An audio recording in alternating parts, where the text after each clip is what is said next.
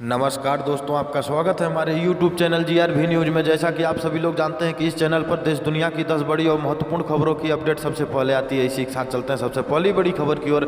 Vaccine की ज़रूरत ने बदला किसान आंदोलन पर अब भारत सरकार की तारीफ कर रहा कनाडा। भारत में चल रहे किसान आंदोलन का समर्थन पर घिर चुके कनाडा के तेवर अब बदलते नजर आ रहे हैं। दिसंबर में किसान आंदोलन का समर्थन करने वाले कनाडाई PM जस्टिन ट्रूडो ने अब भारत सरकार के प्रयासों की सराहना की है। विदेश मंत्रालय के प्रवक्ता ने कहा कि कनाडा के PM ने किसान आंदोलन को लेकर भारत सरकार के बातचीत से रास्ता निकालने के प्रयासों की सराहना की है। प्रवक्ता अनुराग श्रीवास्तव ने कहा किसान आंदोलन को लेकर कनाडा के PM जस्टिन ट्रूडो ने भारत सरकार के बातचीत के प्रयासों को सराहना की है। इसके अलावा उन्होंने कहा है कि उनकी सरकार कनाडा में मौजूद भारत के राजनयिकों और परिसरों की सुरक्षा सुनिश्चित करेगी। इसी के साथ अगली खबर, भारत ने 20 देशों को भेजे 2 करोड़ 29 लाख टीके, बाकी देशों का भी इंतजार खत्म होगा। कोरोना के खिलाफ जंग में भारत दुनिया का सबसे बड़ा मददगार बनकर उभरा है। टीकाकरण को लेकर पड़ोसी देशों से लेकर अफ्रीका तक दुनिया के हर कोने में भारतीय टीकों का बेसब्री से इंतजार कर रहा है। भारत ने 20 देशों में करीब 2 करोड़ 30 लाख टीके भेज दिए हैं, जिसमें उपहार और कमर्शियल सप्लाई शामिल है। आने वाले सप्ताहों में टीके लेकर विमान अफ्रीका और लैटिन अमेरिका के लिए उड़ान भरेंगे। वैक्सीन मैत्री इनिशिएटिव के तहत भारत ने जिस तरह दुनिया के कई छोटे देशों में टीके भेजे हैं, उसकी हर जगह तारीफ हो रही है। 21 जनवरी को शुरू हुई आपूर्ति के तहत भारत ने न केवल पड़ोसी देशों की मदद की, बल्कि डोमिनिका जैसे छोटे मुल्कों का भी ध्यान रखा। जिस देशों को टीका मिले हैं, उनके नेताओं ने इस बात की तारीफ की है कि भारत में दुनिया का सबसे बड़ा टीकाकरण चलने के बावजूद उनकी मदद की गई है।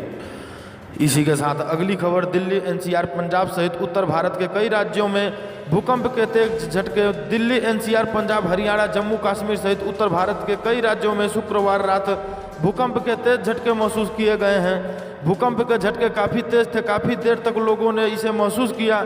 लोग डर की वजह से घरों से बाहर निकल गए। इसी के साथ अगली खबर, तख्त पलट का समर्थन करने पर म्यांमार में चीन के खिलाफ प्रदर्शन, रेंगन को बताया असली अपराधी। म्यांमार के नागरिकों ने शुक्रवार को सैन्य तानाशाह जनरल मिन आंग हीलिंग का समर्थन करने के लिए चीन का विरोध किया। प्रदर्शनकारियों ने कहा कि चीन असली अपराधी है, वह शांति प्रिय देश के जीवन में अशांति पैदा कर रहा है। एक प्रदर्शनकारी ने कहा कि उन्होंने सेना को लोकतंत्र को दांव पर लगाने के लिए मजबूर किया है। विभिन्न आयु वर्ग के लोगों ने चीन के खिलाफ विरोध प्रदर्शन किया। विरोध में समाज के सभी वर्गों की भागीदारी देखी गई। प्रदर्शन के दौरान ऐसे कई बैनर दिखे जिस पर लिखा था, सैन्य तानाशाह का समर्थन करना बंद करो। इससे पहले लाखों लोगों ने म्यांमार में जनरल मिन आंग हीलिंग के खिलाफ विरोध प्रदर्शन किया। इसी के साथ अगली खबर, अब आंख नहीं दिखा पाएंगे दुश्मन, PM मोदी रविवार को सेना को सौंपेंगे अर्जुन टैंक।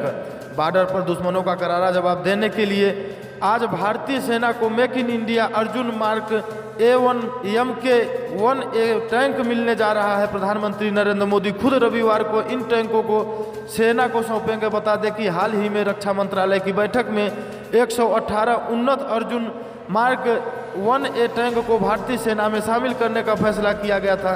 इन 118 टैंक की लागत 8400 करोड़ रुपए है। इन टैंकों के मिलने के बाद भारतीय सेना जमीन पर पहले से और ज़्यादा मजबूत हो जाएगी। रक्षा अनुसंधान और विकास संगठन DRDO के अधिकारियों ने न्यूज एजेंसी ANI को बताया कि प्रधानमंत्री नरेंद्र मोदी 14 फरवरी को चेन्नई के अवानी में टैंक प्रोडक्शन यूनिट में अपडेट वर्जन को राष्ट्र को समर्पित करेंगे। इसी के साथ अगली खबर, ग्रेटर नोएडा के 14 गांव बनाए जाएंगे मॉडल विलेज। इन 4 गांव की DPR हुई तैयार। ग्रेटर नोएडा विकास प्राधिकरण ने अपने अधीन आने वाले गांवों को मॉडल स्मार्ट विलेज बनाने की दिशा में एक कदम और आगे बढ़ा दिया है। प्रथम चरण में बनने वाले 14 स्मार्ट विलेज में 4 की DPR डिटेल्स प्रोजेक्ट रिपोर्ट बन गई है।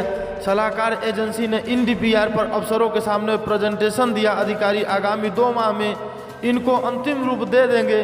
इसके बाद टेंडर प्रक्रिया शुरू होगी। इसी के साथ अगली खबर, सरकार की शक्ति का दिखने लगा असर, ट्विटर ने ब्लॉक किए 97% अकाउंट। ट्विटर के खिलाफ भारत सरकार की शक्ति का अब असर दिख रहा है। सरकार के सख्त आदेश के बाद सोशल मीडिया कंपनी ट्विटर ने 97% अकाउंट को पूरी तरह ब्लॉक कर दिया है। ये वे अकाउंट है जिसकी शिकायत आईटी मंत्रालय ने की थी कि ये सभी किसान आंदोलन को लेकर भड़काऊ हैशटैग के साथ ट्वीट कर रहे थे। सरकार का आरोप है कि इन सभी अकाउंट को खालिस्तान और पाकिस्तान के साथ हमदर्दी रखने वालों का समर्थन प्राप्त है। ट्विटर के इस कदम के बाद अब सरकार के साथ उसके टकराव में कमी आने की संभावना है। इसी के साथ अगली खबर, बिहार में नहीं होगी बिजली की कमी, छत्तीसगढ़ से 2500 मेगावाट खरीद का रास्ता साफ। बिहार के लोगों को भरपूर बिजली देने के लिए सूबे की बिजली कंपनी छत्तीसगढ़ से 2500 मेगावाट बिजली की खरीदारी करेगी। बिजली कंपनी और छत्तीसगढ़ के बीच हुए करार को बिहार विद्युत विनियामक आयोग ने मंजूरी दे दी है। कंपनी अगले 3 वर्ष तक बिजली की खरीदारी करेगी। इसी के साथ अगली खबर, योगी सरकार ने दी बड़ी राहत, अब सभी सरकारी अस्पतालों में बिना कोविड-19 रिपोर्ट हो सकेगा इलाज। उत्तर प्रदेश की योगी सरकार ने प्रदेशवासियों को बड़ी राहत दी है। सरकार ने फैसला लिया है कि मेडिकल कॉलेजों में आने वाले मरीजों का इलाज अब वैसे ही शुरू किया जाएगा जैसे कोरोना से पहले हुआ करता था। यानी डॉक्टर से दिखाने से पहले उन्हें किसी भी तरह की औपचारिकता करने की ज़रूरत नहीं होगी। उन्हें अब डॉक्टर से दिखाने के लिए कोरोना की रिपोर्ट नहीं ले जानी होगी। सरकारी अस्पतालों में डॉक्टर मरीज को देख पाएंगे। चिकित्सा शिक्षा विभाग के प्रमुख सचिव बनाए गए आलोक कुमार ने ट्वीट करके ये जानकारी दी है। उन्होंने कहा कि उत्तर प्रदेश में कोरोना संक्रमण में आई कमी को देखते हुए यूपी सरकार द्वारा कोविड पूर्व समस्त चिकित्सा सेवा को फिर से प्रारंभ करने के आदेश सभी मेडिकल कॉलेजों को जारी किया है ताकि सामान्य नागरिकों को ये सुविधाएं सुलभ हो सके। यहीं पे समाचार समाप्त होता है। इसी प्रकार के समाचार को पाने के लिए इस चैनल को सब्सक्राइब करें और ज़्यादा से ज़्यादा शेयर करें।